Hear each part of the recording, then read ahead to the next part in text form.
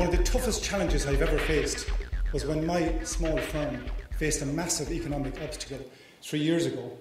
My goal for today is to share some philosophies and strategies that have helped me to run 32 marathons in 32 days, to complete that event you've just seen, and to completely reinvent my business in the last 3 years when my turnover actually evaporated to zero.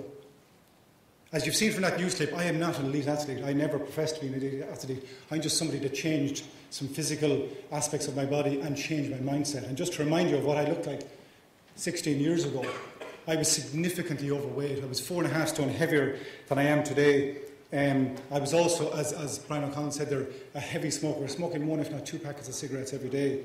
And I realised when I got the photograph taken with an elite athlete, Sevi Ballesteros, who was my hero, I realised I was shocked when I got that photograph. I said, what have you done to your body to allow yourself to gain 4 stone in the 10 years since I left school before that photograph was taken?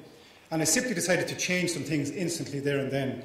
And I simply started that journey to get me to where I am today, standing in front of you, by buying a pair of runners. That is as complicated as it got. And over the next 2 years, I managed to lose 3.5 stone and finally to give up cigarettes. And out of that, I got self-esteem, I got self-worth, and I got self-confidence. And I started to learn some huge lessons about setting challenging goals and about how to achieve challenging goals, because previously all I knew was the definition of madness. Because for years I tried to lose weight, always trying to do the same things. I tried every Sunday night to give up cigarettes, always trying the same strategy. And the definition of madness is doing the same thing over and over again and expecting a different result. But now when I'd mixed up the strategy and changed a few things, simply by buying a pair of runners, it actually worked, and I actually managed to achieve my goal, which at the time was to lose 3.5 stone and to give up cigarettes. And as a result of being physically fit, I got mentally fit. And as a result of being mentally fit, I started to get more ambitious and to plan other goals. And one of those goals was to run my own business, which I did, thankfully, in 2003.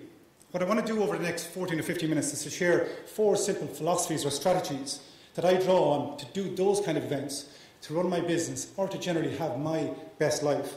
The first of them is standards. I was at a talk about 7 or 8 years ago where a motivational speaker spoke about standards in anything we do.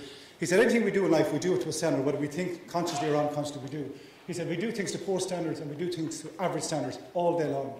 He said, but if you really want to do something, he said, life is so short, life is so precious. You know, if every hour of every day is so valuable, you know, surely to goodness you should try and do things to that standard in anything that you do. He said, you're only accountable for yourself. But he said, this is something that you'd strive to do. And I thought this made a lot of sense, but it didn't really intrigue me because it didn't seem like rocket science. But he said, that only gets you to 60%. He said, if you want to raise your standard, he said, there's a standard above good. He said, good only gets you to 60%. 60% and beyond, he said, is that standard.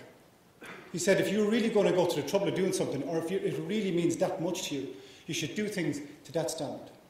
And I was more than happy with this. I wrote down 12 or 13 things on a sheet of paper over that 10 minutes about things that I was going to elevate to an excellent standard in my life. But he kept talking. I would have been more than happy with that, but he just kept talking. He said, there's a level above excellent. He said, if you're passionate about something, really passionate about it, he says, you're never coming back here onto this earth.